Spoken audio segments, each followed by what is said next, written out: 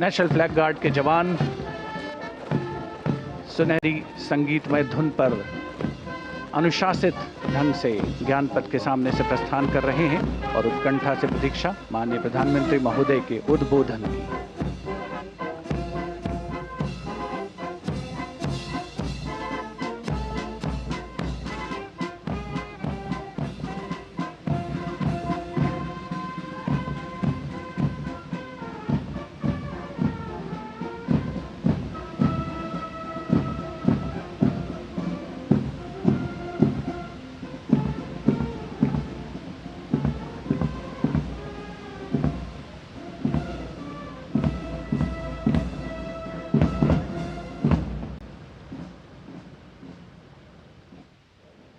मेरे प्यारे देशवासियों,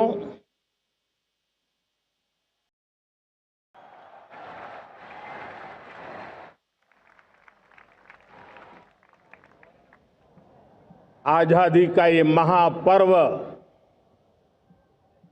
140 करोड़ संकल्पों का पर्व है। आजादी का ये पर्व सामूहिक सिद्धियों का गौरव का पल है और हृदय उमंग से भरा हुआ है। देश एकता की भावना को निरंतर मजबूती दे रहा है। 140 करोड़ देशवासी आज तिरंगे के रंग में रंगे हैं। हर घर तिरंगा, भारत के हर कोने से, चाहे रेगिस्तान हो या हिमालय की चोटियां, समंदर के तट हो या घनी आबादी वाले क्षेत्र, हर तरफ से एक ही गुंज है, एक ही जयकारा है।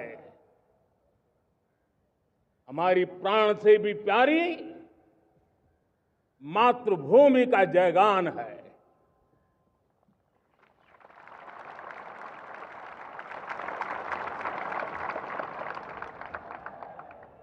मेरे प्यारे देशवासियों,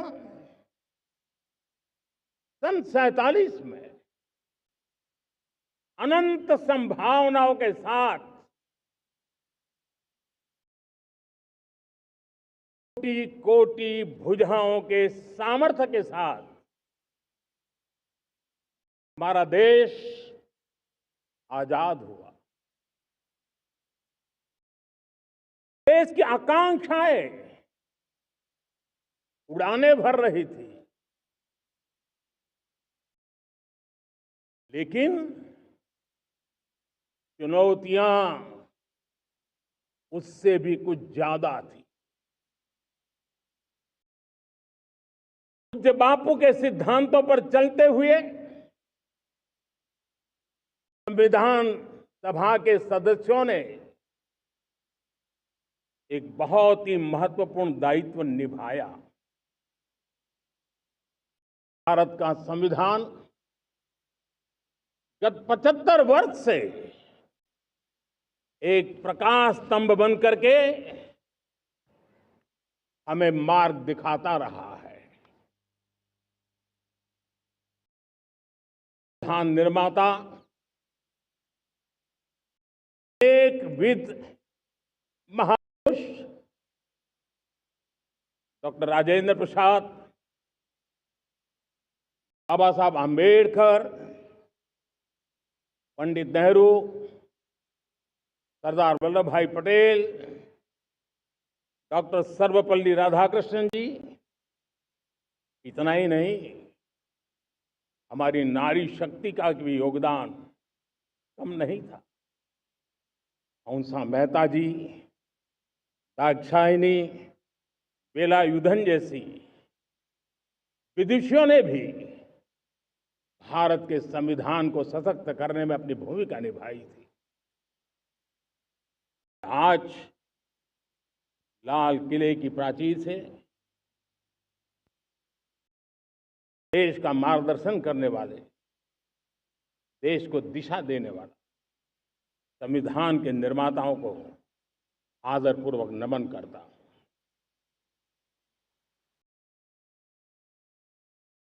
मेरे प्यारे देशवासियों,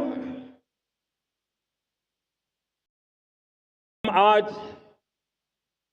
डॉक्टर श्यामा प्रसाद मुखर्जी की 125वीं जयंती भी मना रहे हैं। डॉक्टर श्यामा प्रसाद मुखर्जी भारत के संविधान के लिए बलिदान देने वाले देश के पहले महापुरुष थे। संविधान के लिए बलिदान,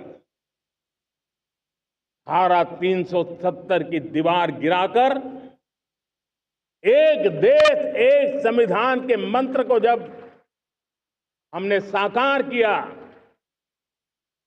तो हमने डॉक्टर श्यामा प्रसाद मुखर्जी को सच्ची श्रद्धांजलि दी। लाल किले पर आज कई विशेष महानुभाव उपस्थित हैं। दूर सुदूर गांव के पंचायतों के सदस्य हैं, ड्रोन दीदी के प्रतिनिधि हैं, लखपति दीदी की प्रतिनिधि हैं, खेल जगत हैं, राष्ट्र जीवन में कुछ न कुछ देने वाले यहां महानुभाव उपस्थित हैं। एक प्रकार से यहां मेरी आंखों के सामने मैं लघु भारत के दर्शन कर रहा हूं और टेक्नोलॉजी के माध्यम से विशाल भारत के साथ भी आज लाल किला जुड़ा हुआ है। मैं आजादी के इस महापर्व पर देशवासियों का, विश्व भर में फैलाए हुए भारत प्रेमियों का, हमारे मित्रों का हृदय से बहुत बहुत अभिनंदन करता हूं। साथियों, प्रकृति हम सब की परीक्षा ले रही है। पिछले कुछ दिनों में प्राकृतिक आपदाएं, भूस्खलन, बादलों का फटना, न जाने कितनी कितनी आपदाएं हम झेल रहे हैं। पीड़ितों के साथ हमारी संवेदना है। राज्य सरकारें और केंद्र सरकार मिलकर के बचाव के काम, राहत के काम, पुनर्वसन के काम में पूरी शक्ति से जुटे हुए हैं। साथियों, आज 15 अगस्त का एक विशेष महत्व भी मैं देख रहा, गर्व हो रहा है। आज मुझे लाल किले की प्राचीर से ऑपरेशन सिंदूर के वीर जाबाजों को सैल्यूट करने का अवसर मिला है।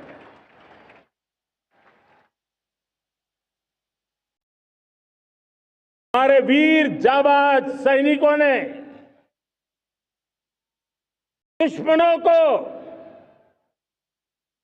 उनकी कल्पना से परे सजा दी है।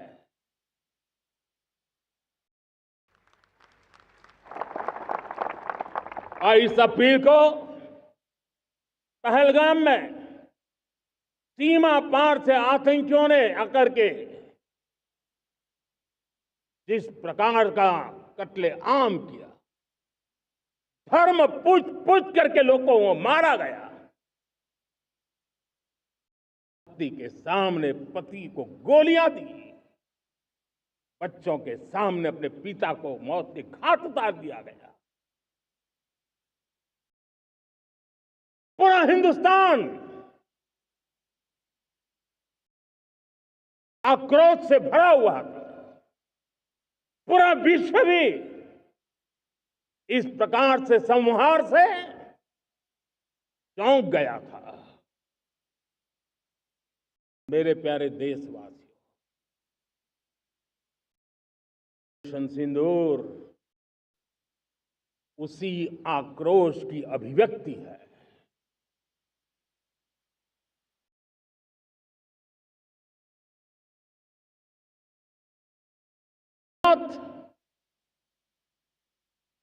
हमने हमारे सेना को खुली छूट दे दी। रणनीति वो तय करे, लक्ष्य वो तय करे, समय भी वो चुने, और हमारी सेना ने वो करके दिखाया जो कई दशकों तक कभी हुआ नहीं था। सैकड़ों किलोमीटर दुश्मन की धरती पर घुस करके आतंकी हेडक्वार्टर्स को मिट्टी में मिला दिया, आतंकी इमारतों को खंडहर बना दिया।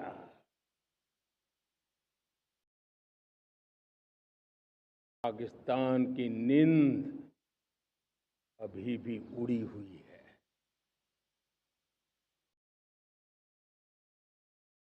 पाकिस्तान में हुई तबाही इतनी बड़ी है कि रोज नए नए खुलासे हो रहे हैं, नई नई जानकारियां आ रही हैं। मेरे प्यारे देशवासियों, हमारा देश कई दशकों से आतंक को झेलता आया हुआ है। देश के सीने को छलनी कर दिया गया है। अब हमने एक न्यू नॉर्मल प्रस्थापित किया। आतंक को और आतंकी को पालने पोसने वालों को,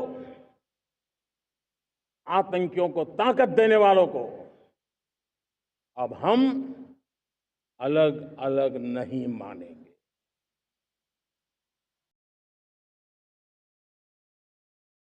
मानवता के समान दुश्मन है, उनके बीच कोई फर्क नहीं है। भारत ने तय कर लिया है, न्यूक्लियर की धमकियों को अब हम सहने वाले नहीं हैं। न्यूक्लियर ब्लैकमेल लंबे अरसे से चलाया, अब वो ब्लैकमेल नहीं सहा जाएगा।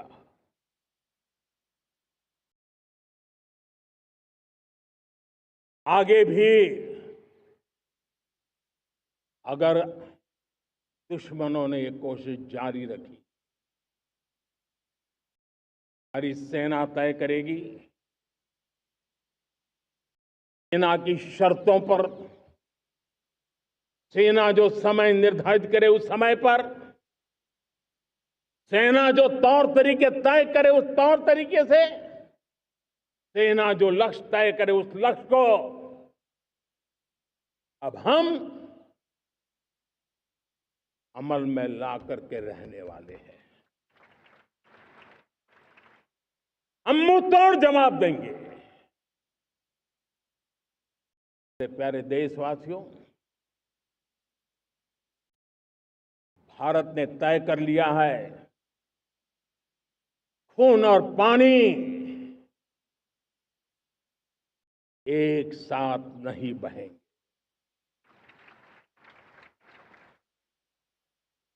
अब देशवासियों को भली भांति पता चला है कि सिंधु का समझौता कितना अन्यायपूर्ण है, कितना एक तरफा है। भारत से निकलती नदियों का पानी दुश्मनों के खेत को सींच रहा है, और मेरे देश के किसान, मेरे देश की धरती पानी के बिना प्यासी है।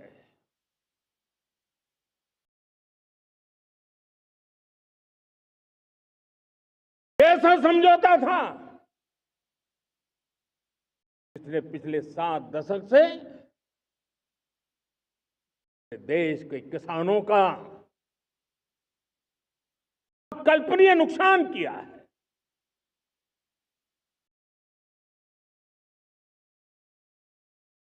हिंदुस्तान के हक का जो पानी है उस पर अधिकार सिर्फ और सिर्फ हिंदुस्तान का है, हिंदुस्तान के किसानों का है। भारत कतई सिंधु समझौते को उस स्वरूप को दशकों तक सहा है, उस स्वरूप को आगे नहीं सहा जाएगा। किसान हित में, राष्ट्र हित में समझौता हमें मंजूर नहीं है। मेरे प्यारे देशवासियों,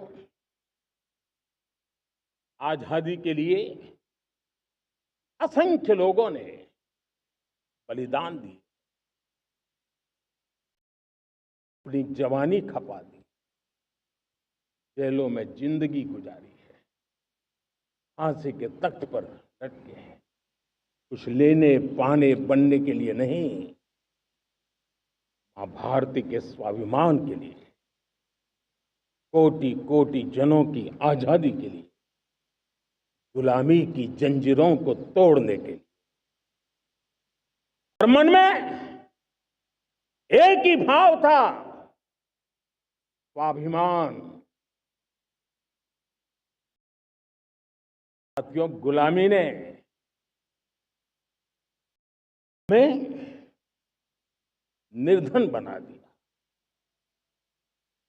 गुलामी ने हमें निर्भर भी बना दिया, औरों पर हमारी निर्भरता बढ़ती गई।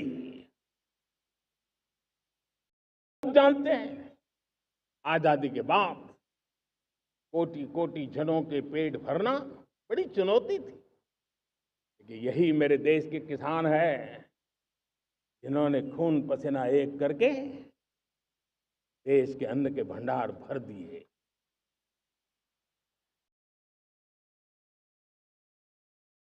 अनाज के संबंध में देश को आत्मनिर्भर बना दिया।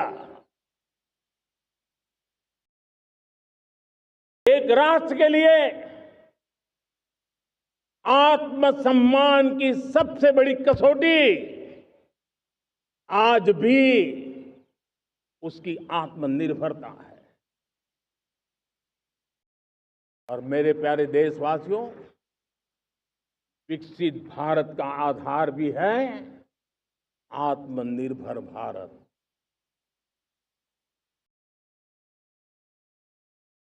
दूसरों पर ज्यादा निर्भर रहता है, उसकी आजादी पर उतना ही बड़ा प्रश्न चिन्ह लग जाता है। और दुर्भाग्य तो तब बन जाता है जब निर्भरता की आदत लग जाए, पता ही ना चले हम कब आत्मनिर्भरता छोड़ रहे हैं और कब किसी के निर्भर हो जाते हैं। ये आदत खतरे से खाली नहीं है और इसलिए प्रतिपल जागरूक रहना पड़ता है आत्मनिर्भर होने के लिए। और मेरे प्यारे देशवासियों, आत्मनिर्भरता का नाता सिर्फ आयात और निर्यात, रुपये, पैसे, पाउंड, डॉलर यहां तक सीमित नहीं है। इतना सीमित अर्थ उसका नहीं है। आत्मनिर्भरता का नाता हमारे सामर्थ्य से जुड़ा हुआ है। और जब आत्मनिर्भरता खत्म होने लगती है तो सामर्थ्य भी निरंतर क्षीण होता जाता है। और इसलिए हमारे सामर्थ्य को बचाए रखने, बनाए रखने और बढ़ाए रखने के लिए आत्मनिर्भर होना बहुत अनिवार्य है। साथियों, हमने ऑपरेशन सिंदूर में देखा है मेड इन इंडिया की कमाल क्या थी। दुश्मन को पता तक न चला कि कौन से शस्त्रास्त्र है, ये कौन सा सामर्थ्य है जो पलक भर में उनको नष्ट कर रहा है। सोचिए, अगर हम आत्मनिर्भर होते न होते तो क्या ऑपरेशन सिंदूर इतनी त्वरित गति से हम कर पाते? पता नहीं कौन सप्लाई देगा नहीं देगा, साजो सामान मिलेगा नहीं मिलेगा, इसी की चिंता बनी रहती। लेकिन हमें मेड इन इंडिया की शक्ति हमारे हाथ में थी, सेना के हाथ में थी। इसलिए बिना चिंता, बिना रुकावट, बिना हिचकिचाहट हमारी सेना अपना पराक्रम करती रही। और ये पिछले 10 साल से लगातार डिफेंस के क्षेत्र में आत्मनिर्भरता पर हम एक मिशन लेकर के चले हैं, उसके नतीजे आज नजर आ रहे हैं। साथियों, मैं एक और विषय पर आपका ध्यान आकर्षित करना चाहता हूं। इस बात से कोई इनकार नहीं कर सकता कि 21वीं सदी टेक्नोलॉजी ड्रिवन सेंचुरी है। और जब टेक्नोलॉजी ड्रिवन है और इतिहास की तरफ नजर करें तो पता है, इतिहास गवाह है, जिन जिन देशों ने टेक्नोलॉजी में महारत हासिल की वो देश विकास की ऊंचाइयों को पार कर गए, शिखर पर पहुंच गए। आर्थिक शक्ति नए पैमाने पर पहुंचती गई। हम जब टेक्नोलॉजी के अलग अलग आयामों की बात करते हैं तो मैं आपका ध्यान आकर्षित करता हूं सेमीकंडक्टर्स पे। उदाहरण के तौर पे बताता हूं, मैं यहां लाल किले से किसी सरकार की आलोचना करने के लिए खड़ा नहीं हुआ और नहीं मैं करना चाहता, लेकिन देश की युवा पीढ़ी को जानकारी होना भी उतना जरूरी है। हमारे देश में 50-60 साल पहले सेमीकंडक्टर को लेकर के फाइलें शुरू हुई। 50-60 साल पहले फैक्ट्री का विचार चालू हुआ। आप मेरे नौजवानों जानकर के हैरान हो जाएंगे, आज सेमीकंडक्टर जो पूरी दुनिया की एक ताकत बन गया है, 50-60 साल पहले वो विचार, वो फाइलें अटक गई, लटक गई, अटक गई। सेमीकंडक्टर के विचार की ही भ्रूण हत्या हो गई। 50-60 साल गवा दी। हमारे बाद कई देश सेमीकंडक्टर में आज महारत हासिल करके दुनिया में अपनी ताकत को प्रस्थापित कर रहे हैं। साथियों, आज हमने उस बोझ से मुक्त होकर के मिशन मोड में सेमीकंडक्टर के काम को आगे बढ़ाया। 6 अलग अलग सेमीकंडक्टर के यूनिट्स जमीन पर उतर रहे हैं। 4 नए यूनिट्स को हमने ऑलरेडी हरी झंडी दिखा दी है, ग्रीन सिग्नल दे दिया है। और देशवासियों और मेरे खास करके नौजवानों और विश्व भर में भारत की टेक्नोलॉजी की ताकत को समझने वाले लोगों को भी कहना चाहूंगा, इसी वर्ष के अंत तक मेड इन इंडिया भारत की बनी हुई, भारत में बनी हुई, भारत के लोगों द्वारा बनी हुई मेड इन इंडिया चिप्स बाजार में आ जाएगी।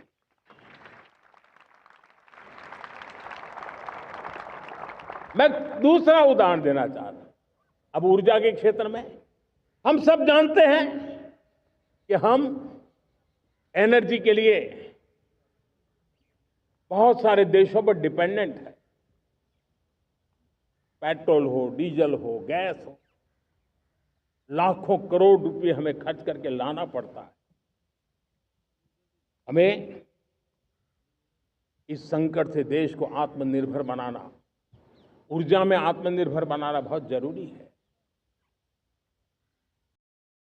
हमने बीड़ा उठाया और आज 11 वर्ष में सोलर एनर्जी 30 गुना बढ़ चुकी है।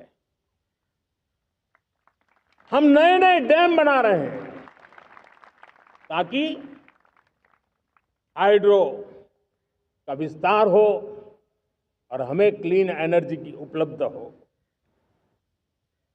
भारत मिशन ग्रीन हाइड्रोजन लेकर के आज हजारों करोड़ रुपए इन्वेस्ट कर रहा है। भविष्य की ऊर्जा को ध्यान में रख करके, ऊर्जा के क्षेत्रों को ध्यान में रख करके भारत न्यूक्लियर एनर्जी पर भी बहुत बड़े इनिशिएटिव ले रहा है। न्यूक्लियर एनर्जी में 10 नए न्यूक्लियर रिएक्टर तेजी से काम कर रहे हैं। 2047 तक, जो कि हमने विकसित भारत का लक्ष्य तय किया है, जब देश की आजादी के 100 साल होंगे, हम परमाणु ऊर्जा क्षमता 10 गुना से भी अधिक बढ़ाने का संकल्प लेकर के आगे बढ़ रहे हैं। मेरे प्यारे देशवासियों, रिफॉर्म एक निरंतर प्रक्रिया है।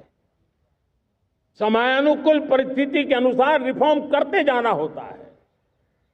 हम न्यूक्लियर एनर्जी के क्षेत्र में बहुत बड़े रिफॉर्म लेकर के आए। अब हमने प्राइवेट सेक्टर के लिए भी परमाणु ऊर्जा को उसके द्वार खोल दिए हैं। हम शक्ति को जोड़ना चाहते। मेरे प्यारे देशवासियों, दुनिया जब आज ग्लोबल वार्मिंग को लिए चिंता करती है, तब मैं विश्व को भी बताना चाहता हूं कि भारत ने तय किया था कि हम 2030 तक क्लीन एनर्जी भारत में 50% पहुंचा देंगे। ये लक्ष्य हमारा 2030 तक था। मेरे देशवासियों का सामर्थ्य देखिए, मेरे देशवासियों की संकल्प शक्ति देखिए, मेरे देशवासियों को विकसित भारत बनाने का संकल्प को पूर्ण करने के लिए उनकी दौड़ देखिए। हमने जो लक्ष्य 2030 में तय किया था, वो 50% क्लीन एनर्जी का लक्ष्य 2025 में हमने कर लिया। 5 साल पहले हमने अचीव कर लिया, क्योंकि विश्व के प्रति भी हम उतने ही संवेदनशील हैं, प्रकृति के प्रति भी उतने ही हम जिम्मेवार लोग हैं। मेरे प्यारे देशवासियों, बजट का बहुत बड़ा हिस्सा ये पेट्रोल, डीजल, गैस, इन सबको लाने के लिए खर्च होता था। लाखों करोड़ रुपए चले जाते थे। अगर हम ऊर्जा में डिपेंडेंट न होते, तो वो धन मेरे देश के नौजवानों के भविष्य के लिए काम आता। वो धन मेरे देश के गरीबों को गरीबी के खिलाफ लड़ाई लड़ने में काम आता। वो धन मेरे देश के किसानों के कल्याण में काम आता। वो धन मेरे देश के गांव की परिस्थिति को पलटने के लिए काम आता। लेकिन हमें विदेशों को देना पड़ रहा। अब हम आत्मनिर्भर बनने की दिशा में काम कर रहे हैं। देश को विकसित बनाने के लिए हम अब समुद्र मंथन की तरफ भी जा रहे हैं। हमारे समुद्र के मंथन को आगे बढ़ाते हुए हम समुद्र के भीतर के तेल के भंडार, गैस के भंडार उसको खोजने की दिशा में एक मिशन मोड में काम करना चाहते हैं। और इसलिए भारत ने national deep water exploration mission शुरू करने जा रहा है। ये ऊर्जा इंडिपेंडेंट बनने के लिए ये हमारी महत्वपूर्ण घोषणा है। मेरे प्यारे देशवासियों, आज पूरा विश्व क्रिटिकल मिनरल को लेकर के बहुत ही सतर्क हो गया है। उसके सामर्थ्य को लोग भली भांति समझने लगे हैं। कल तक जिस तरफ ज्यादा ध्यान नहीं था, वो आज सेंटर स्टेज पे है। हमारे लिए भी क्रिटिकल मिनरल्स में आत्मनिर्भरता बहुत अनिवार्य है। एनर्जी का सेक्टर हो, इंडस्ट्री का सेक्टर हो, रक्षा क्षेत्र हो, टेक्नोलॉजी के हर क्षेत्र हो, आज क्रिटिकल मिनरल्स की टेक्नोलॉजी के अंदर बहुत अहम भूमिका है। और इसलिए नेशनल क्रिटिकल मिशन हमने लॉन्च किया है। 1200 से अधिक स्थानों पर खोज का अभियान चल रहा है और हम क्रिटिकल मिनरल में भी आत्मनिर्भर बनने की दिशा में आगे बढ़ रहे हैं। मेरे प्यारे देशवासियों, स्पेस सेक्टर का कमाल तो हर देशवासी देख रहा, गर्व से भर जा रहा। और हमारे group captain Shubhanshu Shukla space station से लौट चुके हैं और आने वाले कुछ दिनों में वो भारत भी आ रहे हैं। हम स्पेस में भी अपने दम पर आत्मनिर्भर भारत गगनयान की तैयारी कर रहे हैं। हम अपने बलबूते पर हमारा अपना स्पेस स्टेशन बनाने की दिशा में हम काम कर रहे हैं। और पिछले दिनों स्पेस में जो रिफॉर्म किए गए, मुझे बहुत गर्व हो रहा है। मेरे देश के 300 से ज्यादा स्टार्टअप्स आप सिर्फ और सिर्फ स्पेस सेक्टर में काम कर रहे हैं।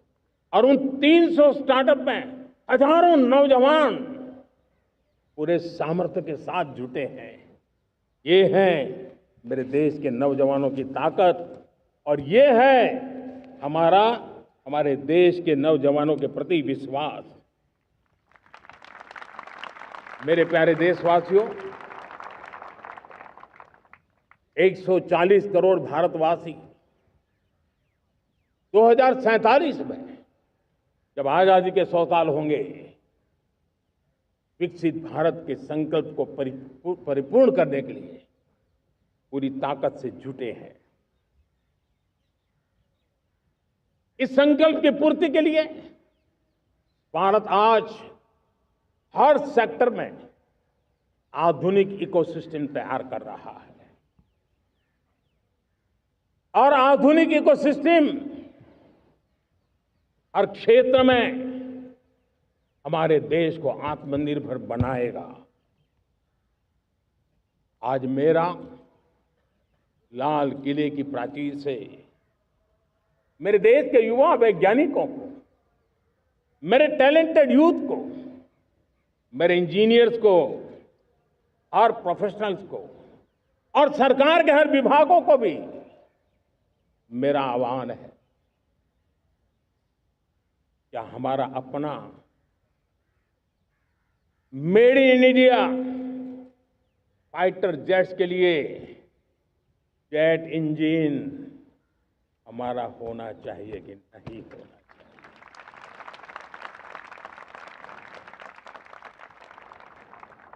हम फार्मा ऑफ द वर्ल्ड माने जाते हैं।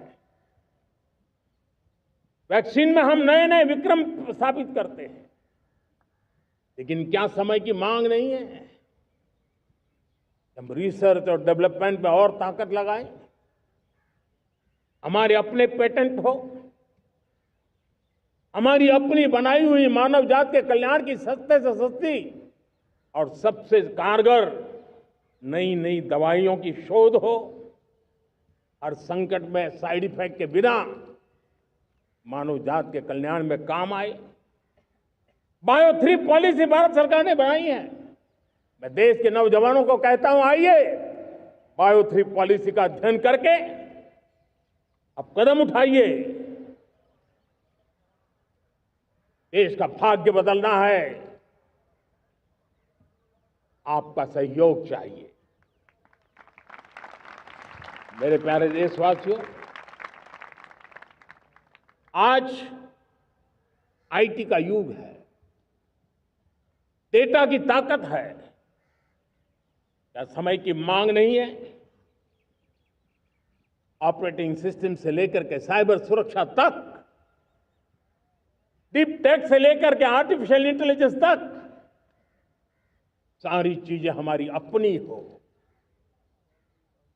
जिस पर हमारे ही लोगों का सामर्थ्य जुटा हुआ हो, उनकी सामर्थ्य शक्ति का विश्व को परिचय कराए। साथियों, आज दुनिया में सोशल मीडिया कहो, बाकी प्लेटफॉर्म कहो, दुनिया के प्लेटफॉर्म पर हम काम कर रहे हैं। दुनिया ने हमने दिखा दिया है, यूपीआई का हमारा प्लेटफॉर्म आज दुनिया को अजोबा कर रहा है। हमारे में सामर्थ्य है। रियल टाइम ट्रांजैक्शन में 50% अकेला भारत यूपीआई के माध्यम से कर रहा है। इसका मतलब की ताकत है।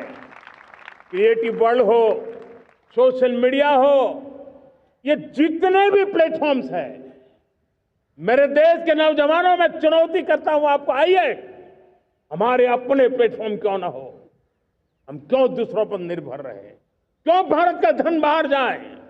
और मुझे आपके सामर्थ्य पर भरोसा है।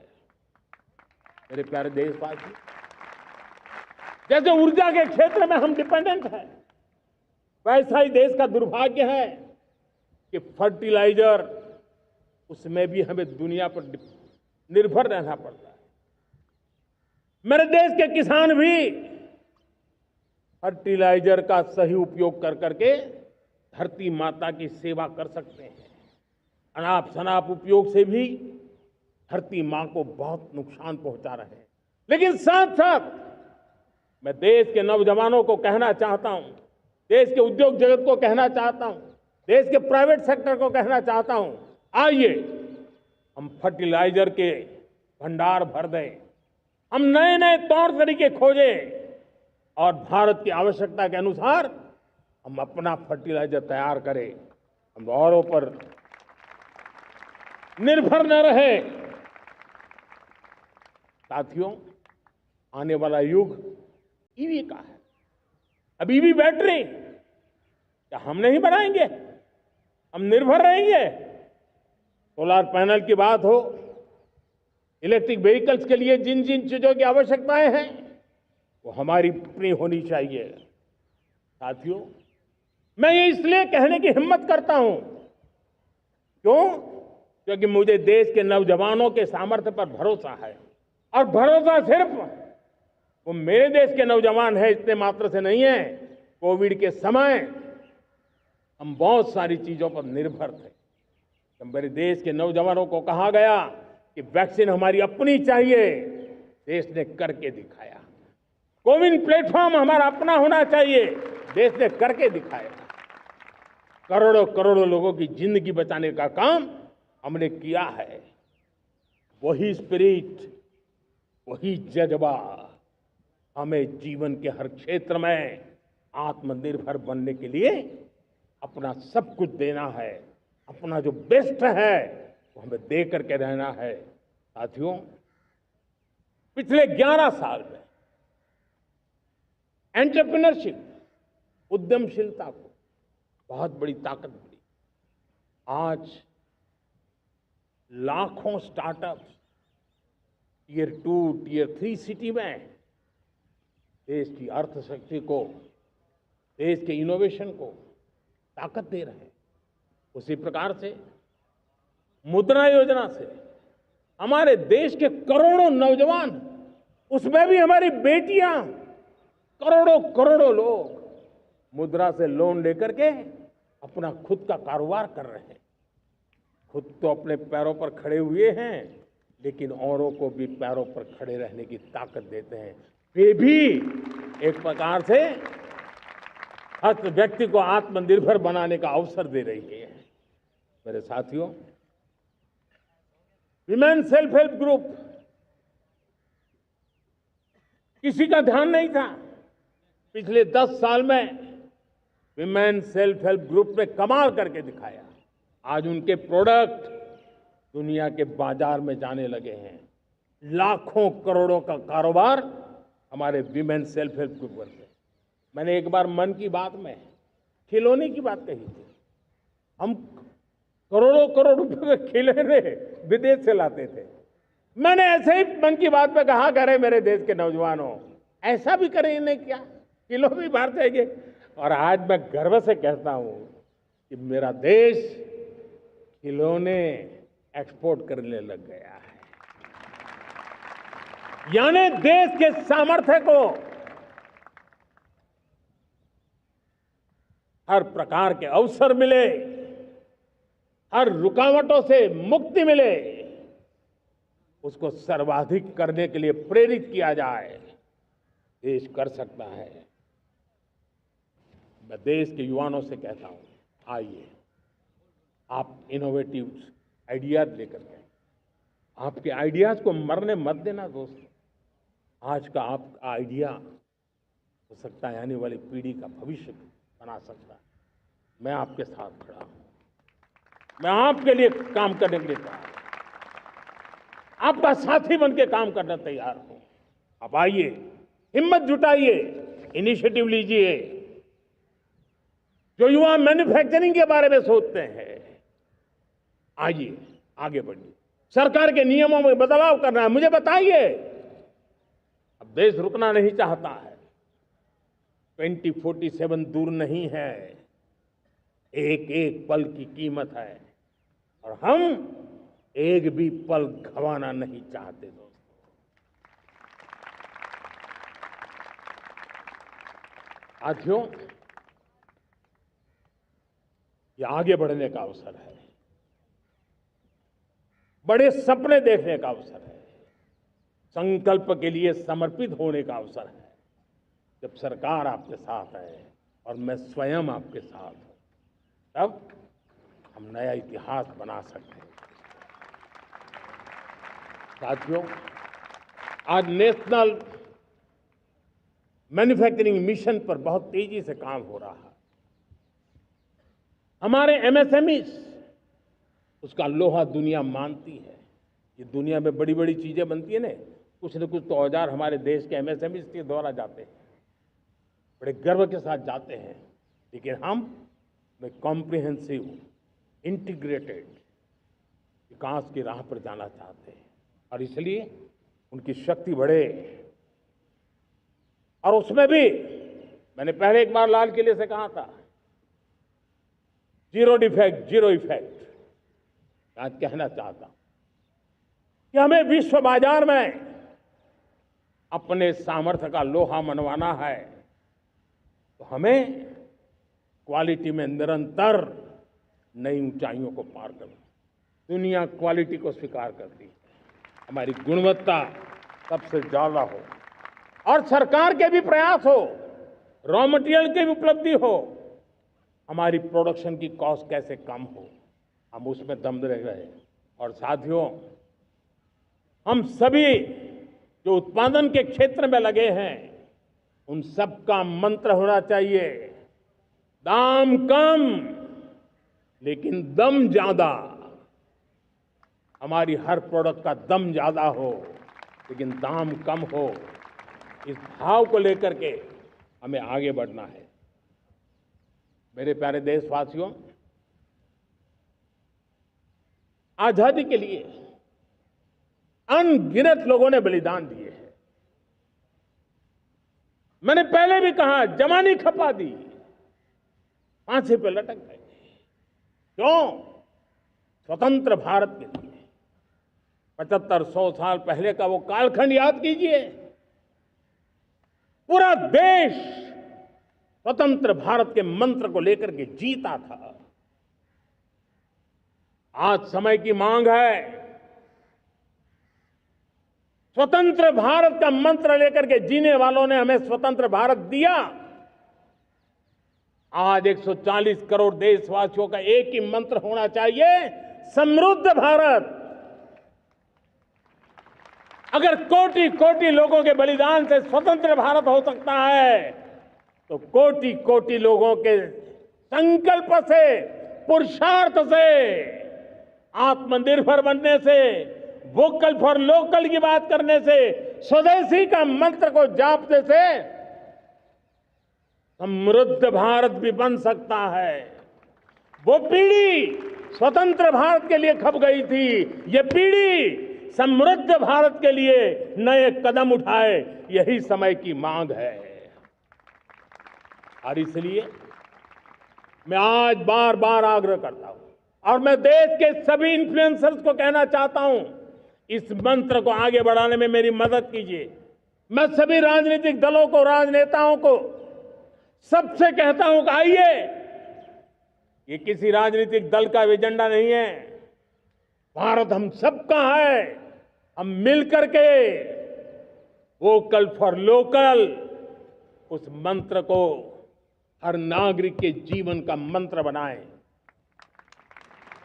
भारत में बनी हुई, भारत के नागरिकों के पसीने से बनी हुई वो चीजें जिसमें भारत की मिट्टी की महक हो और जो भारत के आत्मनिर्भर के संकल्प को ताकत देता हो, हम उसी को खरीदेंगे, हम उसी का उपयोग करेंगे।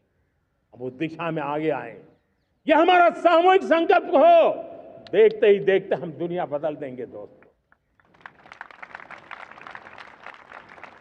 मैं आज हर छोटे मोटे व्यापारी को, दुकानदार से आग्रह करना चाहता हूं, आपकी भी जिम्मेवारी है। हम छोटे थे, हमने कभी बाजार में देखा नहीं था कि शुद्ध घी की दुकान, ऐसे ही लिखा जाता था घी की दुकान। लेकिन समय रहते लोग लिखने लगे शुद्ध घी की दुकान। मैं चाहता हूं देश में ऐसे व्यापारी आगे आए, ऐसे दुकानदार आए कि हाँ स्वदेशी माल बिकता है, वो बोर्ड लगा रहे हैं। हम स्वदेशी का गर्व करने लगे।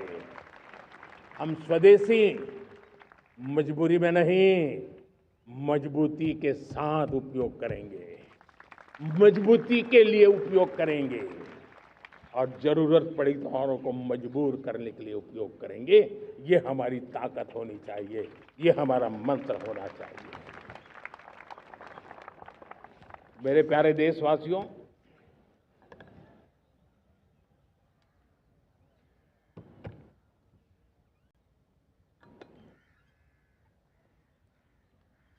मुझे बहुत लंबे समय से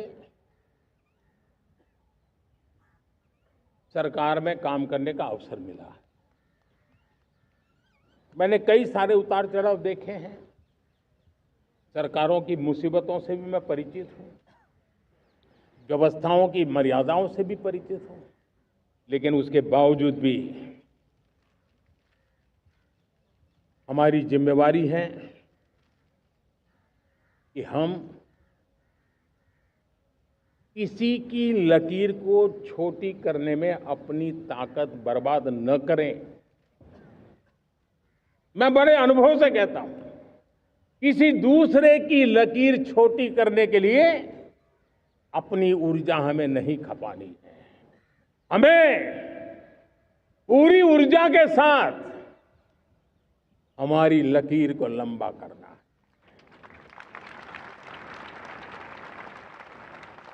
हम अगर अपनी लकीर लंबी करते हैं तो दुनिया भी हमारा लोहा मानेगी। आज जब वैश्विक परिस्थितियों में आर्थिक स्वार्थ दिनों दिन बढ़ रहा है, तब समय की मांग है कि हम उन संकटों के रोते बैठने की जरूरत नहीं है। हिम्मत के साथ हम अपनी लकीर को लंबी करें। और मैं 25 साल के शासन के अनुभव से कह सकता हूं, अगर ये रास्ता हमने चुन लिया, हर किसी ने चुन लिया, तो फिर कोई स्वार्थ हमें अपनी चंगुल में नहीं फंसा सकता है। मेरे प्यारे देशवासियों, बीता दशक रिफॉर्म, परफॉर्म, ट्रांसफॉर्म कर रहा है, लेकिन अब हमें और नई ताकत से जुड़ना है। पिछले दिनों हमने कई रिफॉर्म्स किए। एफडीआई हो, इंश्योरेंस कंपनी की बात हो, विश्व की यूनिवर्सिटीज को भारत के अंदर स्थान देने की बात हो, कई रिफॉर्म्स किए हैं। 40,000 से ज्यादा अनावश्यक कंप्लायंसेस को हमने खत्म किया है। इतना ही नहीं, 1500 से अधिक पुराने कानून जो बाबा आदम के जमाने के थे, उन सबको हमने खत्म कर दिया है। हमने दर्जनों कानूनों को सरल करने के लिए संसद में जाकर के जनता के हितों को सर्वोपरि रख करके बदलाव किए हैं। इस बार भी हो हल्ला के बीच लोगों तक बात पहुंची नहीं होगी, लेकिन एक बहुत बड़ा रिफॉर्म इनकम टैक्स एक्ट में हुआ है। करीब 280 से ज्यादा धाराएं हमने समाप्त करने का निर्णय किया है। और साथियों, सिर्फ आर्थिक मोर्चे पर ही रिफॉर्म नहीं, हमने नागरिक के जीवन को भी आसान बनाने के लिए रिफॉर्म किए। इनकम टैक्स रिफंड की बात हो, रिफॉर्म का परिणाम है। फेसलेस असेसमेंट की बात हो, रिफॉर्म का परिणाम है। 12 लाख तक आज इनकम टैक्स से मुक्ति दे देना, देश का जो भविष्य बनाने में उत्सुक है ऐसा मेरा मध्यम वर्ग का परिवार आज कुला नहीं समा रहा है।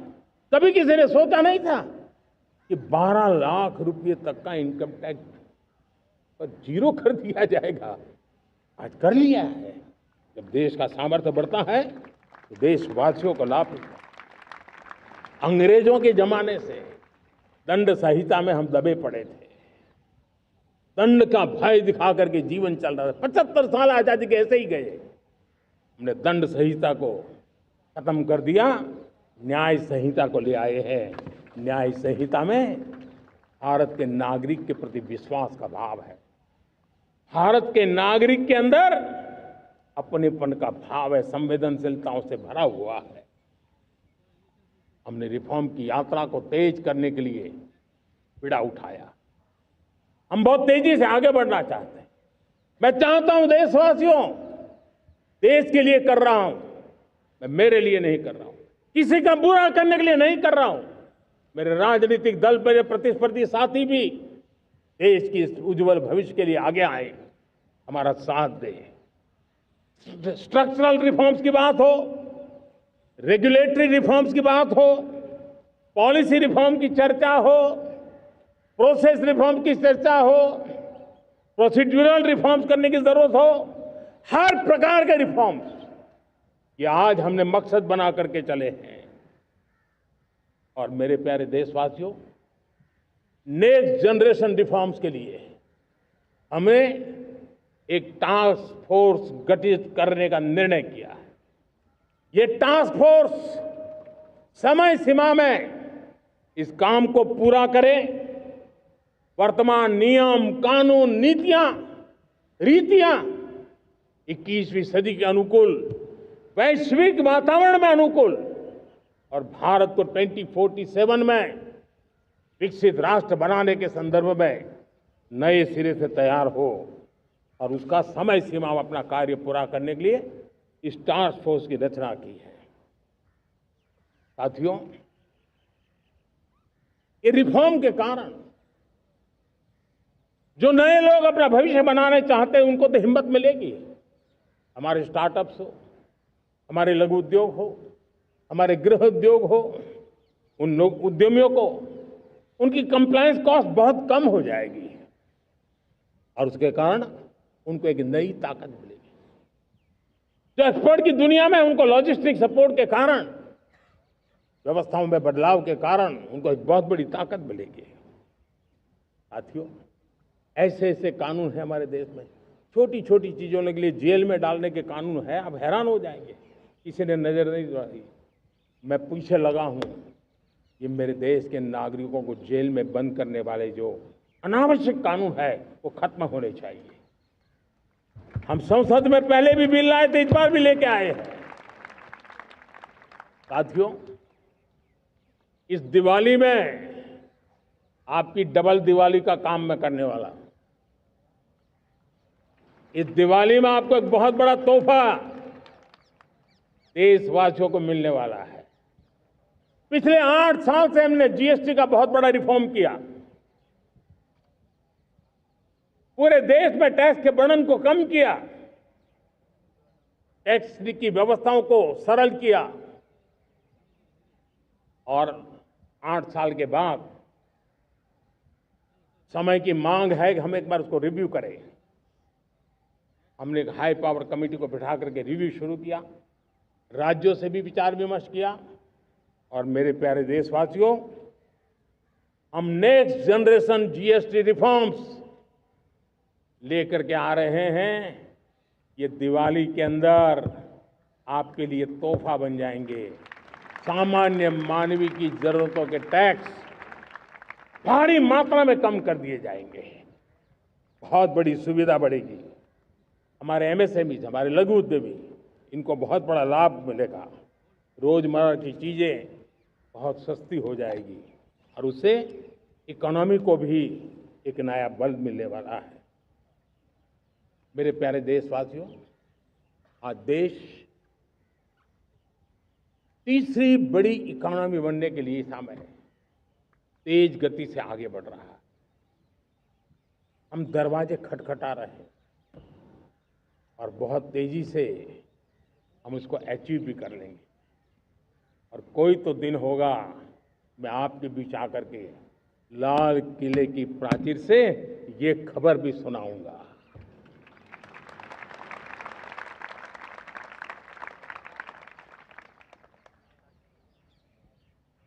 आज भारत की अर्थव्यवस्था और आर्थिक स्थिति को लेकर पूरी दुनिया आश्वस्त है। इतनी अस्थिरता के बीच आशा की किरण बना हुआ है भारत का फाइनेंशियल डिसिप्लिन, भारत की फाइनेंस की ऊर्जा। संकट के घेरे में जब अर्थव्यवस्था पड़ी हुई है, तब भारत ही उसे बाहर निकलेगा, ये भरोसा दुनिया में पनपा है। आज इन्फ्लेशन कंट्रोल में है, फॉरेन एक्सचेंज रिजर्व हमारे बहुत मजबूत है, हमारे मैक्रो इकोनॉमिक इंडिकेटर्स बहुत मजबूत है। ग्लोबल रेटिंग एजेंसी भी लगातार भारत की सराहना करती हैं, भारत की अर्थव्यवस्था पर ज़्यादा से ज़्यादा विश्वास व्यक्त कर रही है। ये बढ़ती हुई अर्थव्यवस्था का लाभ मेरे देश के गरीबों को मिले, मेरे देश के किसानों को मिले, मेरे देश की नारी शक्ति को मिले, मेरे देश के मध्यम वर्ग को मिले, मेरे देश की विकास धारा को ताकत देने वाला बने। उस दिशा में हम नए नए प्रयास करें। आज युवाओं के लिए नए नए सेक्टर्स में हमारे नौजवानों के लिए अवसर बन रहे हैं। स्किल डेवलपमेंट, स्वरोजगार, बड़ी बड़ी कंपनियों में इंटर्नशिप, इस पर एक बहुत बड़े स्तर पर अभियान चल रहा है। और इसलिए देश के नौजवानों, आज मैं आपके लिए भी एक खुश खबर लेकर के आया, मेरे देश के नौजवानों के लिए आया। आज 15 अगस्त है। आज 15 अगस्त के ही दिन मेरे देश के युवाओं के लिए 1 लाख करोड़ रुपए की योजना हम चालू कर रहे हैं, लागू कर रहे हैं। आज से प्रधानमंत्री विकसित भारत रोजगार योजना आज ही 15 अगस्त को लागू हो रही है। ये आपके लिए बहुत खुशखबरी है। इस योजना के तहत निजी क्षेत्र में पहली नौकरी पाने वाले नौजवान को, बेटे बेटी को 15,000 रुपया सरकार की तरफ से दिए जाएंगे।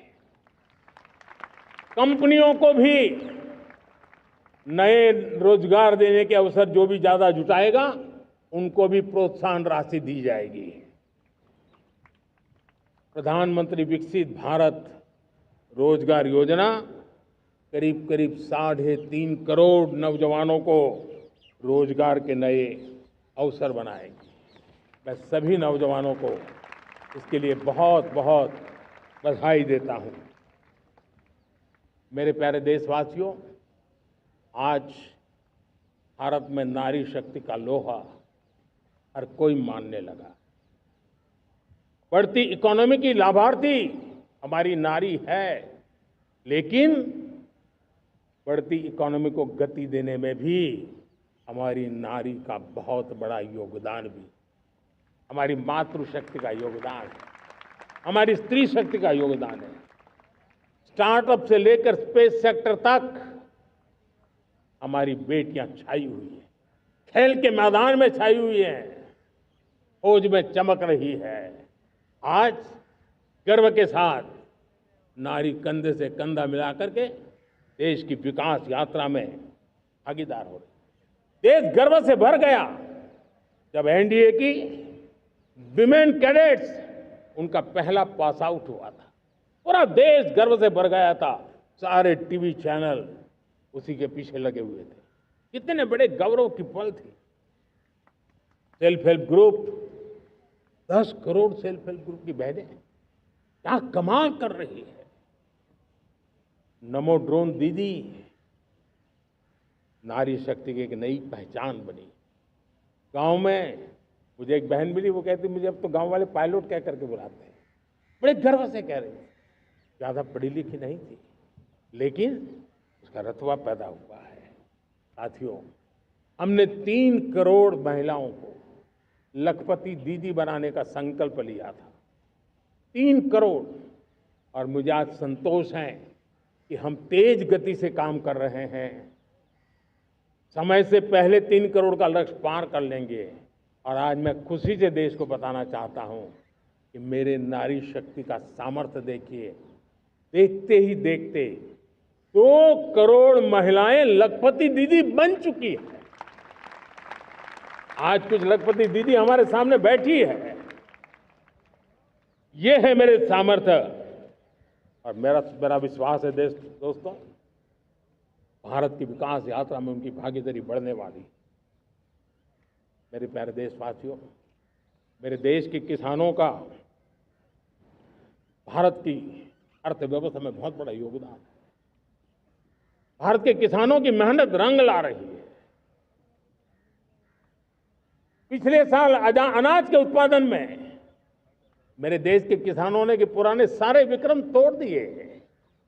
ये सामर्थ्य है मेरे देश का। उतनी ही जमीन, लेकिन व्यवस्थाएं बदली, पानी पहुंचने लगा, अच्छे सीड्स मिलने लगे, किसानों को अच्छी सुविधाएं मिलने लगी, तो वो अपना सामर्थ्य देश के लिए बढ़ा रहा है। आज भारत दूध, दाल, जूट जैसे उत्पादन में नंबर 1 है दुनिया में। आज दुनिया का दूसरा सबसे बड़ा फिश प्रोड्यूसर। मेरे मछुआरा भाई बहनों की ताकत देखिए। फिश प्रोड्यूशन में दुनिया में हम दूसरे नंबर पर पहुंच चुके हैं। आज भारत चावल, गेहूं, फल और सब्जी के उत्पादन में भी दुनिया में दूसरे नंबर पर पहुंच चुका है। साथियों, आपको खुशी होगी, मेरे देश के किसान जो पैदावार देते हैं, आज वो उत्पादन दुनिया के बाजार में पहुंच रहा है।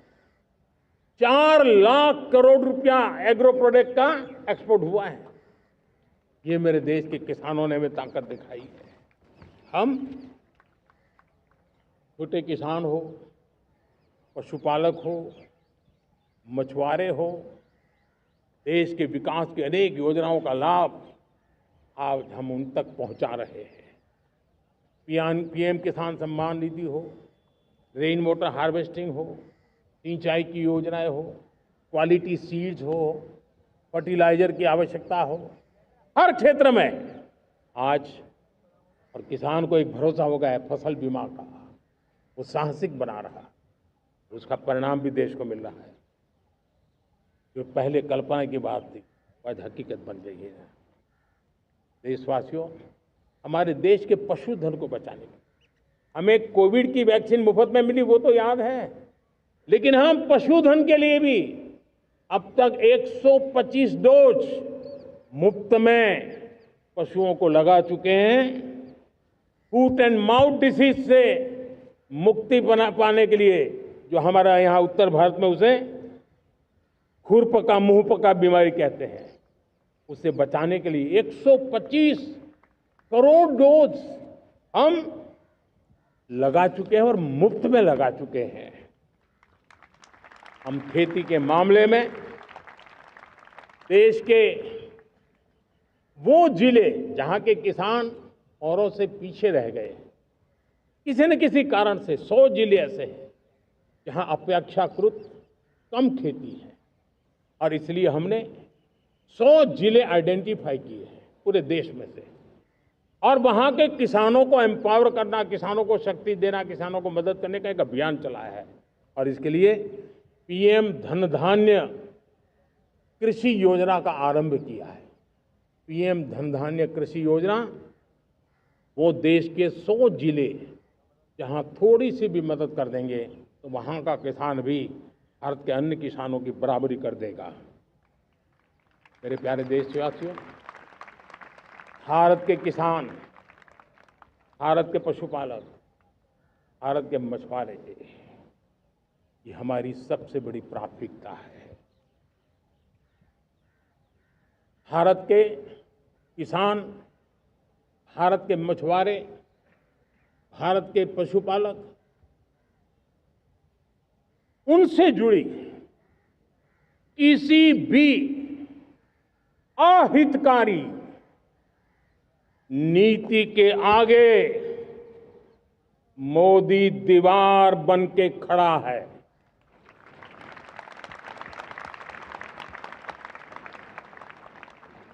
भारत अपने किसानों, अपने पशुपालकों, अपने मछुआरों के संबंध में कभी भी कोई समझौता नहीं स्वीकार करेगा।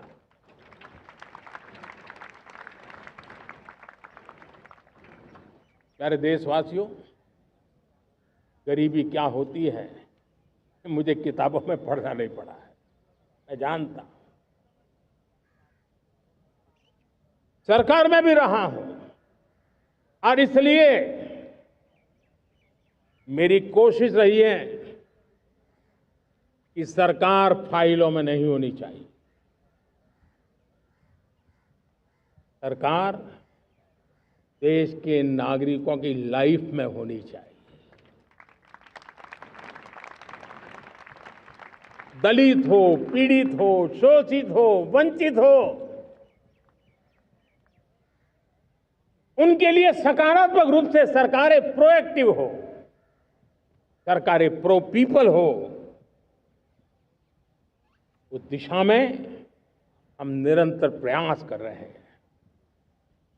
समाज के हर जरूरत व्यक्ति के लिए, कुछ लोगों को लगता है कि सरकार की योजनाएं पहले भी आती, जी नहीं, हम सरकार की योजनाओं को जमीन पर उतार रहे हैं, सैचुरेशन पर बल देते हैं और सामाजिक न्याय का अगर कोई सच्चा सा सच्चा एजुकेशन है तो सेचुरेशन में है, जिसमें कोई हकदार छूटे नहीं, हकदार के घर तक सरकार जाए और उसे अपना हक की चीजें मिले, उसके लिए हम काम कर रहे हैं।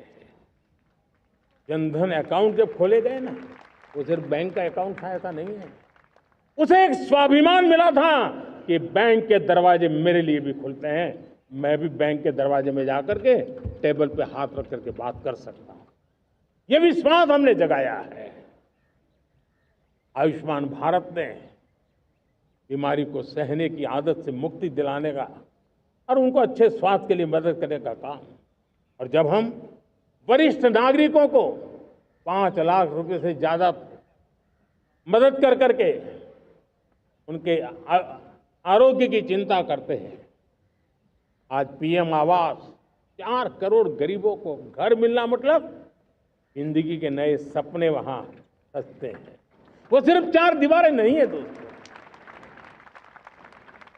रेहड़ी पटरी वालों के लिए पीएम स्वनिधि योजना, जो कभी ब्याज के चक्कर में फंसा रहता था, आज पीएम स्वनिधि से रेहड़ी पटरी वाला भी, और आपने देखा वो यूपीआई से पैसे लेता है, यूपीआई से पैसे देता है। ये बदलाव आखिरी व्यक्ति तक चिंता लोगों की लाइफ में सरकार होनी चाहिए। उसी के कारण ये जमीन से जुड़ी योजनाएं बनती हैं, और जमीन से जुड़ी योजनाएं जमीन पर उतरती हैं, और जमीन से उतरी हुई योजनाएं जीवन में बदलाव लाने का एक सशक्त माध्यम बन जाती है। एक समय था, गरीब हो, पीड़ित हो, आदिवासी हो, वंचित हो, दिव्यांग हो, हमारी विधवा माताएं बहनें हो, अपने हक के लिए दर दर भटकते रहते थे। सरकारी दफ्तरों में चक्कर लगाते लगाते जिंदगी पूरी हो जाती। आज सरकार आपके दरवाजे पर आती है, सैचुरेशन के अप्रोच को लेकर के आती है। करोड़ों लाभार्थियों को सरकारी योजनाओं का लाभ मिल रहा है। डायरेक्ट बेनिफिट ट्रांसफर एक बहुत बड़ा क्रांतिकारी काम हुआ है। साथियों, गरीबी हटाओ के नारे देश ने बहुत सुने हैं, लाल किले से भी सुने, और देश सुन सुन करके थक गया था, और देश ने मान लिया था कि गरीबी हट नहीं सकती है। लेकिन जब हम योजनाओं को गरीब के घर तक ले जाते हैं, विश्वास को गरीब के मन में हम पैदा करते हैं, तब मेरे देश के 25 करोड़ गरीब गरीबी को परास्त कर करके, गरीबी से बाहर निकल करके एक नया इतिहास बनाते हैं। आज 10 करोड़ गरीब, और 10 वर्ष में 25 करोड़ से ज्यादा गरीब गरीबी को परास्त कर करके गरीबी से बाहर निकले हैं, और एक न्यू मिडिल क्लास तैयार हुआ है। मेरे साथियों, ये न्यू मिडिल क्लास और मिडिल क्लास एक ऐसी जुगलबंदी है जिसमें एस्पिरेशन भी है, एफर्ट भी है। वो देश को आगे बढ़ाने के लिए बहुत बड़ा सामर्थ्य बनने वाली है। मेरे प्यारे देशवासियों, बहुत ही निकट भविष्य में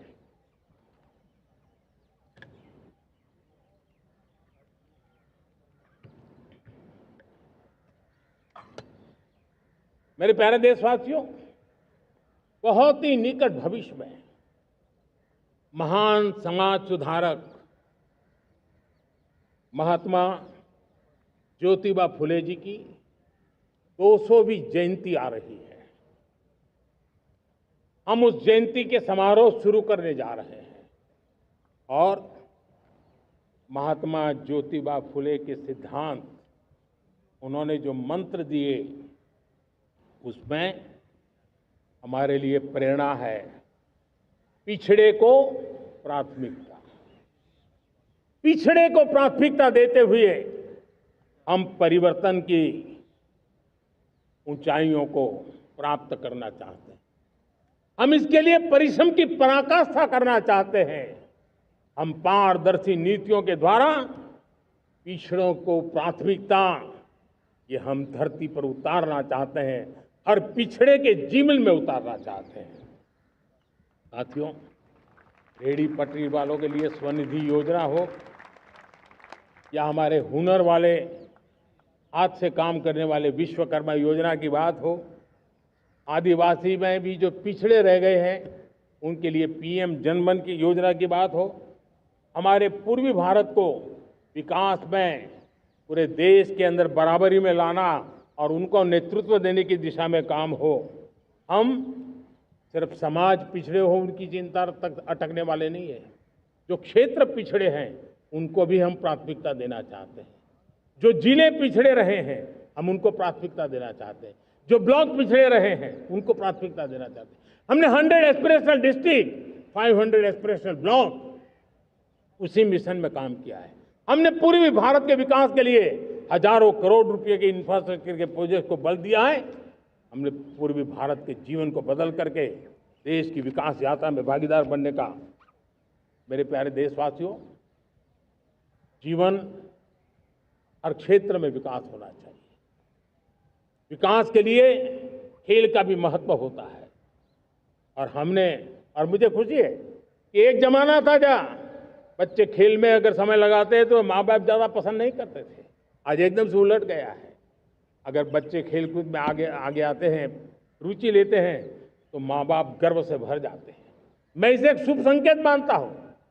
मेरे देश के परिवार के अंदर खेल को प्रोत्साहन का वातावरण मैं देखता हूँ, मेरा मन गर्व से भर जाता है। मैं इसे देश के भविष्य के लिए बहुत शुभ संकेत मानता हूँ। और साथियों, इस खेल को बढ़ावा देने के लिए हमने नेशनल स्पोर्ट्स पॉलिसी, कई दशकों के बाद हम देश में खेलो भारत नीति को लेकर के आए हैं, ताकि एक खेल जगत का सर्वांगीण विकास का प्रयास हो। स्कूल से लेकर के ओलंपिक तक हम एक पूरा इकोसिस्टम डेवलप करना चाहते हैं, चाहे कोचिंग की व्यवस्था हो, फिटनेस की बात हो, खेल के मैदान हो, खेल की व्यवस्थाएं हो, खेल के लिए आवश्यक साधन हो, लघु उद्योगों को भी खेल के साधन बनाने में मदद करने की बात हो। यानी एक प्रकार से पूरा इकोसिस्टम हम दूर दराज के बच्चों तक पहुंचाना चाहते हैं। लेकिन साथियों, जब मैं फिटनेस की बात करता हूं, जब मैं खेलकूद की बात करता हूं, तब मैं एक चिंता भी आपके सामने रखना चाहता हूं। हमारे देश के हर परिवार को चिंता करनी चाहिए। मोटापा हमारे देश के लिए बहुत बड़ा संकट बनता जा रहा है। आने वाले वर्षों में लोग, जो पंडित लोग हैं वो कहते हैं, जो जानकार लोग कहते हैं, हर तीसरे व्यक्ति में एक व्यक्ति मोटापे का शिकार होगा। हमें मोटापे से बचना है, ओबेसिटी से बचना है। और इसलिए मैंने बाकी सब करना पड़ेगा, लेकिन एक छोटा सा सुझाव दिया था कि परिवार तय करे कि जब खाने का तेल घर में आएगा 10% कम ही आएगा और 10% कम ही उपयोग करेंगे, और हम ओबेसिटी के खिलाफ लड़ाई को जीतने की दिशा में हम अपना योगदान देंगे।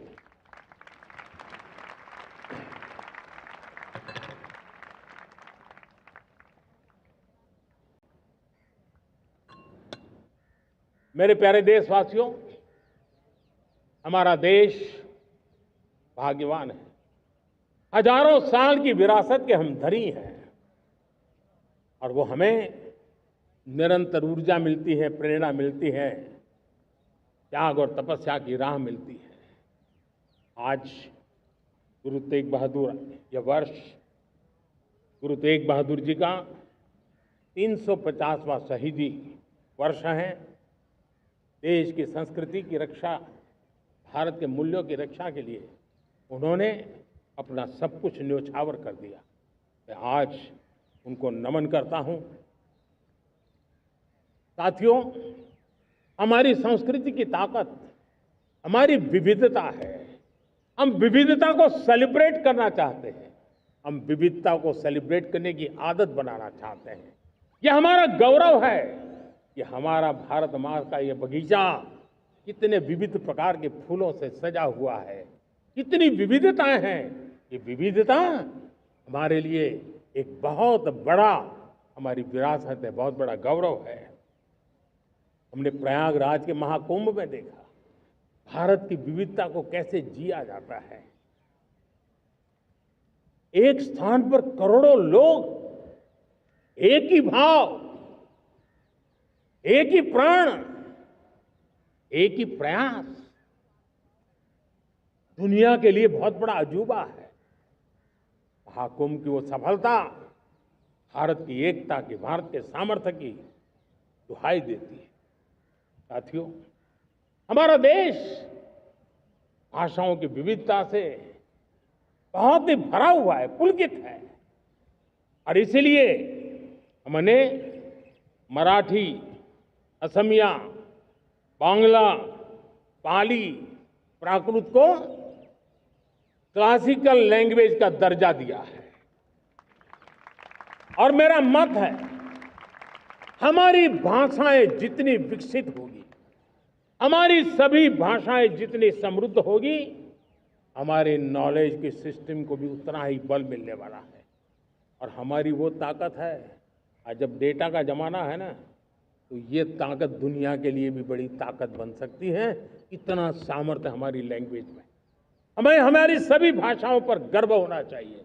हमारी सभी भाषाओं के विकास के लिए हर किसी ने बनते हुए प्रयास करना चाहिए। साथियों, पांडुलिपि में हमारे ज्ञान के भंडार पड़े हैं, लेकिन उसके प्रति उदासीनता रही है। इस बार हमने ज्ञान भारतम योजना के तहत देश भर में जहां भी हस्तलिखित ग्रंथ है, जहां पांडुलिपियां हैं, सदियों पुराने जो दस्तावेज हैं, उनको खोज खोज करके आज की टेक्नोलॉजी का उपयोग करते हुए उस ज्ञान की समृद्धि को आने वाली पीढ़ियों के लिए काम आए, उस दिशा में काम कर रहे हैं। मेरे प्यारे देशवासियों, हमारा स्पष्ट मत है, यह देश सिर्फ सरकारें नहीं बनाती है, ये देश राज सत्ता पर विराजमान लोग ही नहीं बनाते हैं, ये देश शासन की धुरा संभालने वाले नहीं बनाते हैं। ये देश बनता है कोटि कोटि जनों के पुरुषार्थ से, ऋषियों के, मुनियों से, वैज्ञानिकों के, शिक्षकों के, किसानों के, जवानों के, सेना के, मजदूरों के, हर किसी के प्रयास से देश बनता है। हर किसी का योगदान होता है, व्यक्ति का भी होता है, संस्थाओं का भी होता है। आज मैं बहुत गर्व के साथ एक बात का जिक्र करना चाहता हूं। आज से 100 साल पहले एक संगठन का जन्म हुआ, राष्ट्रीय स्वयंसेवक संघ। 100 साल की राष्ट्र की सेवा एक बहुत ही गौरवपूर्ण स्वर्णिम पृष्ठ है। व्यक्ति निर्माण से राष्ट्र निर्माण के संकल्प को लेकर के 100 साल तक मां भारती का कल्याण का लक्ष्य लेकर के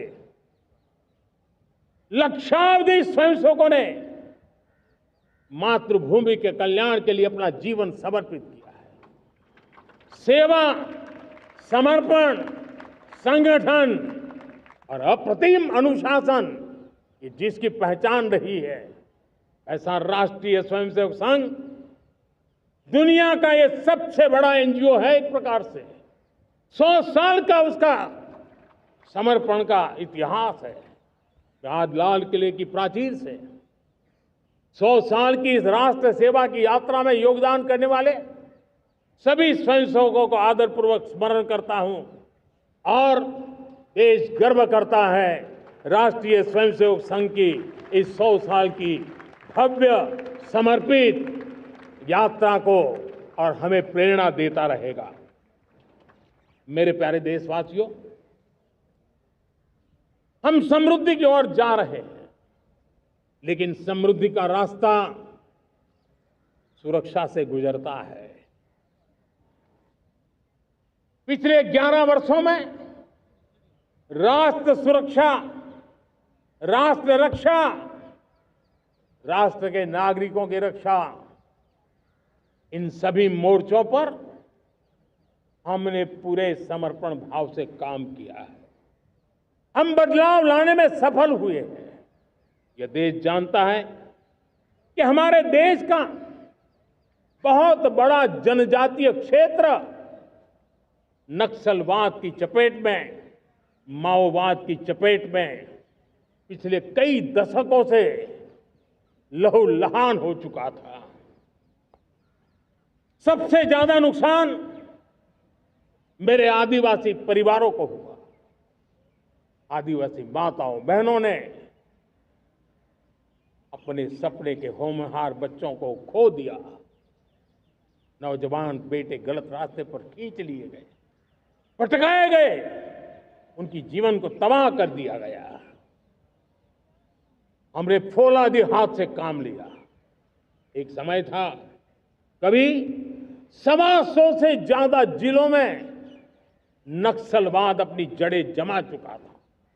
माओवाद की चंगुल में हमारे जनजातीय क्षेत्र, हमारे जनजातीय नौजवान फंसे हुए थे। और आज 125 जिलों में से कम होते होते हम 20 पर ले आए हैं। उन जनजातीय समाज की सबसे बड़ी हमने सेवा की है।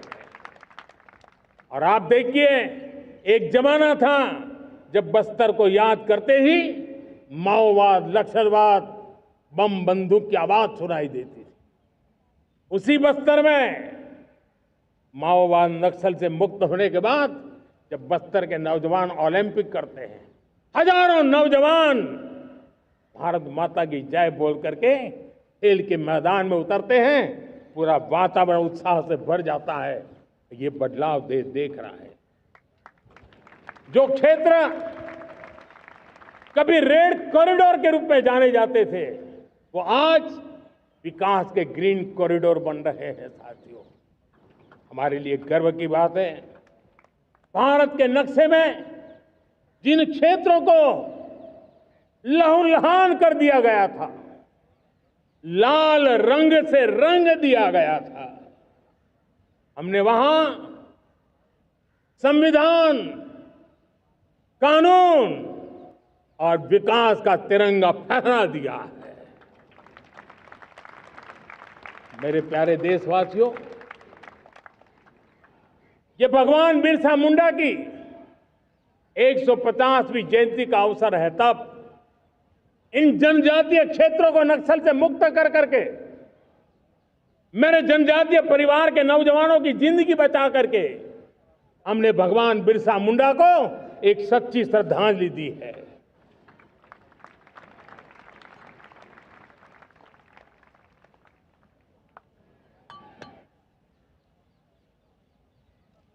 मेरे प्यारे देशवासियों, मैं आज देश के सामने एक चिंता, एक चुनौती के संबंध में आगाह करना चाहता हूं। षड्यंत्र के तहत, सोची समझी साजिश के तहत देश की डेमोग्राफी को बदला जा रहा है। एक नए संकट के बीज बोए जा रहे हैं। और ये घुसपैठिए मेरे देश के नौजवानों की रोजी रोटी छीन रहे हैं। एक घुसपैठिए मेरे देश की बहन बेटियों को निशाना बना रहे हैं। ये बर्दाश्त नहीं होगा। ये घुसपैठिए भोले भाले आदिवासियों को भ्रमित करके उनकी जमीनों पर कब्जा कर रहे हैं। ये देश सहन नहीं करेगा। और इसलिए मेरे प्यारे देशवासियों,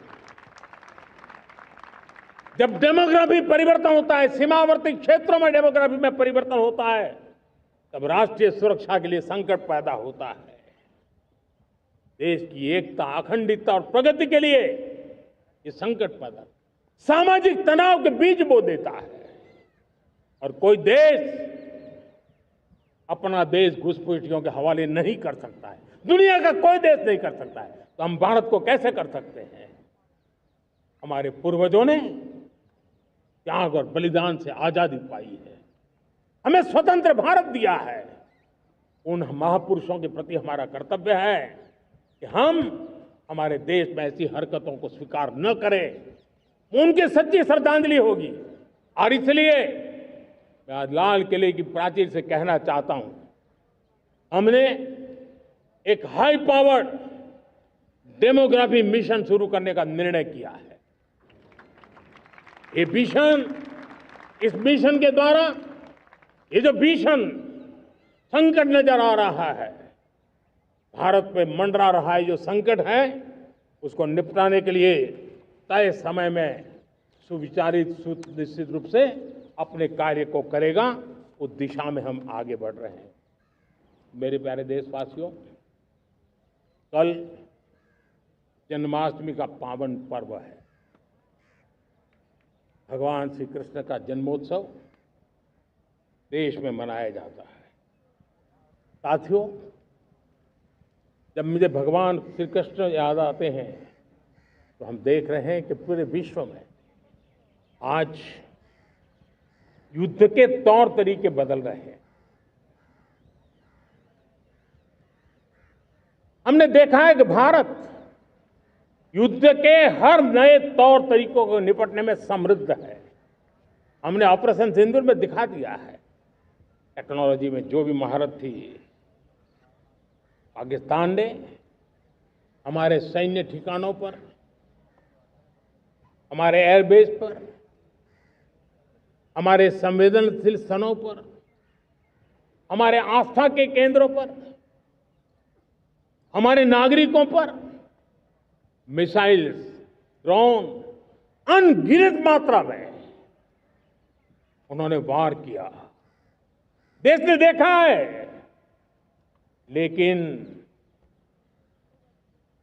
देश को सुरक्षित रखने के जो प्रयास पिछले 10 साल में हुए हैं, उस ताकत का परिणाम था कि उनके हर हमले को हमारे जाबाजों ने और हमारी टेक्नोलॉजी ने तिनके की तरह बिखेर दी।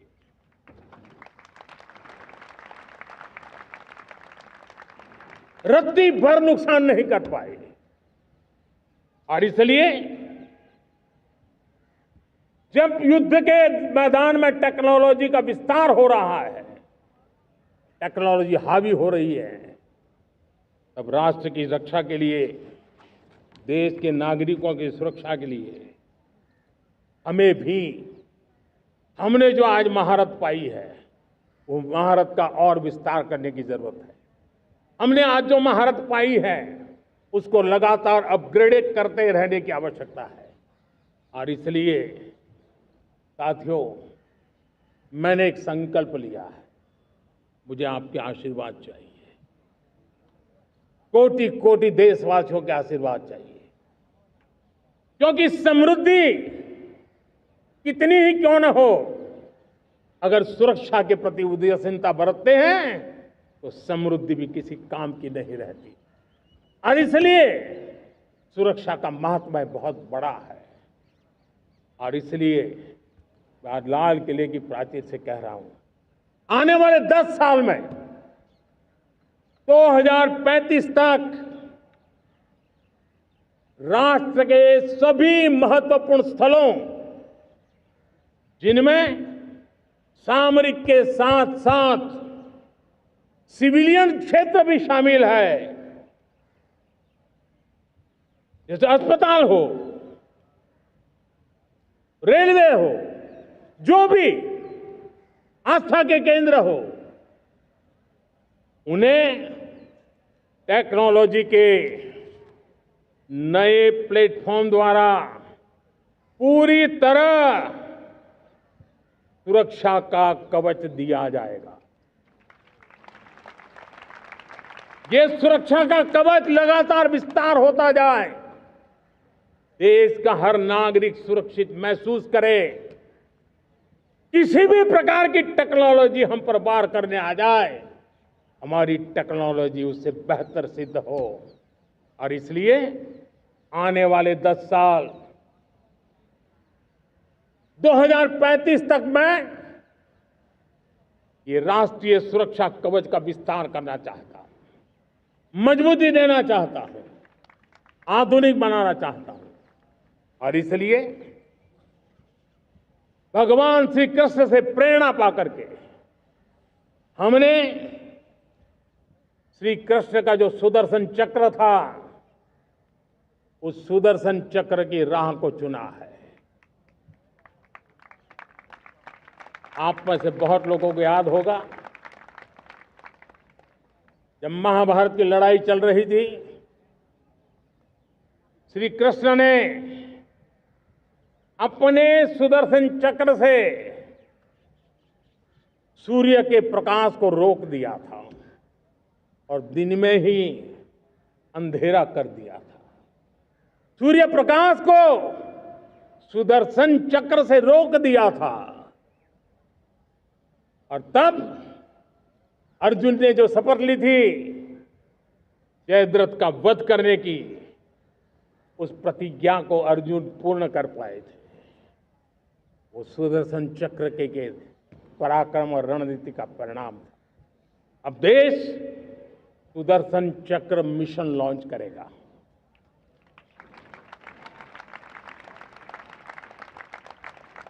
ये मिशन सुदर्शन चक्र एक पावरफुल वेपन सिस्टम दुश्मन के हमले को न्यूट्रलाइज तो करेगा ही करेगा, लेकिन कई गुना ज्यादा दुश्मन पर हिट बैक करेगा।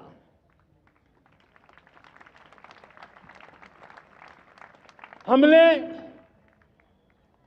भारत के इस मिशन सुदर्शन चक्र के लिए कुछ मूलभूत बातें भी तय की है। आने वाले 10 सालों में हम उसको प्रखरता से आगे बढ़ाना चाहते हैं।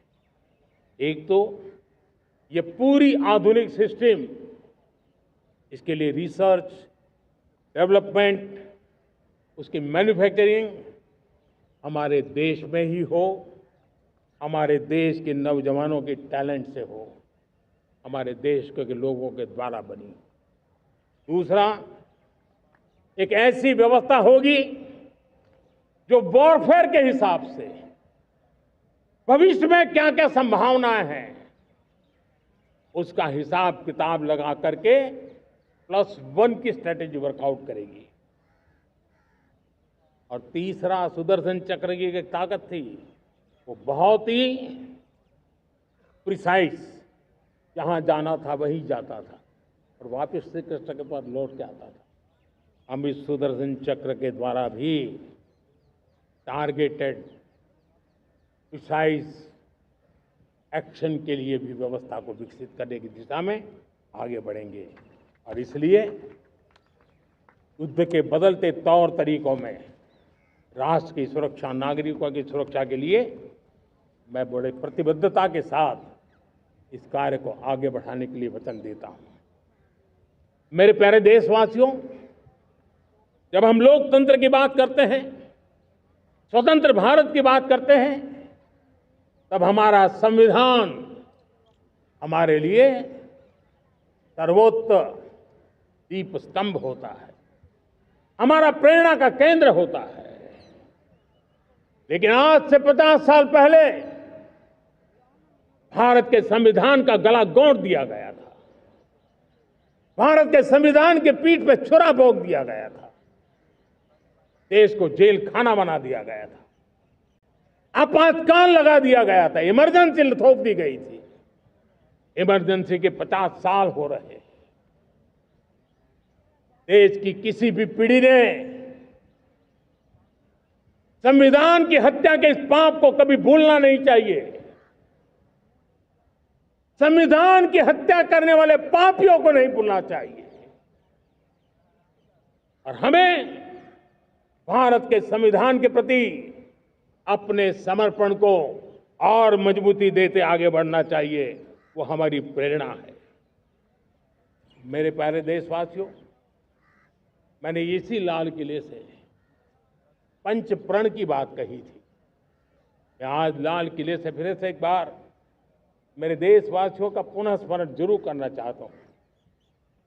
विकसित भारत बनाने के लिए न हम रुकेंगे, न हम झुकेंगे। हम परिश्रम की पराकाष्ठा करते रहेंगे और अपनी आंखों के सामने 2047 में विकसित भारत बना करके रहेंगे। मेरे प्यारे देशवासियों, हमारा दूसरा प्रण है कि हम हमारे जीवन में, हमारी व्यवस्थाओं में, हमारे नियम कानून परंपराओं में गुलामी का एक भी कण अब बचने नहीं देंगे। हम हर प्रकार की गुलामी से मुक्ति पाकर के ही रहेंगे। मेरे प्यारे देशवासियों, हम अपनी विरासत पर गर्व करेंगे। हमारी पहचान का सबसे बड़ा आभूषण, सबसे बड़ा गहना, सबसे बड़ा मुकुटमणि हमारी विरासत है। हम विरासत का गर्व करेंगे। मेरे प्यारे देशवासियों, इन सब के लिए एकता, ये मंत्र सबसे बड़ा शक्तिशाली मंत्र है और इसलिए एकता की डोर को कोई काट न सके, ये हमारा सामूहिक संकल्प होगा। मेरे प्यारे देशवासियों, मां भारती के प्रति कर्तव्य निभाना ये पूजा से कम नहीं है, तपस्या से कम नहीं है, आराधना से कम नहीं है। और उसी भाव से हम सब मातृभूमि के कल्याण के लिए परिश्रम की पराकाष्ठा करते हुए 2047 विकसित भारत के लक्ष्य को पार करने के लिए अपने आप को अपा देंगे, अपने आप को झोंक देंगे। जो भी सामर्थ्य है, कोई भी अवसर को छोड़ेंगे नहीं। इतना ही नहीं, नए अवसरों को निर्माण करेंगे और निर्मित करने के बाद हम 140 करोड़ देशवासियों के सामर्थ्य से आगे बढ़ते ही रहेंगे, बढ़ते ही रहेंगे, बढ़ते ही रहेंगे। मेरे प्यारे देशवासियों, हमें याद रखना है, 140 करोड़ देशवासियों को याद रखना है, परिश्रम में जो तपा है, परिश्रम में जो तपा है, उसने ही तो इतिहास रचा है। परिश्रम में जो तपा है, उसने ही तो इतिहास रचा है। जिसने फौलादी चट्टानों को तोड़ा है, जिसने फौलादी चट्टानों को तोड़ा है, उसने ही समय को मोड़ा है। जिसने फौलादी चट्टानों को तोड़ा है, उसने ही समय को मोड़ा है। और समय को मोड़ देने का भी, समय को मोड़ देने का भी यही समय है, सही समय है। मेरे प्यारे देशवासियों, एक बार फिर आप सबको आजादी के इस महान पर्व की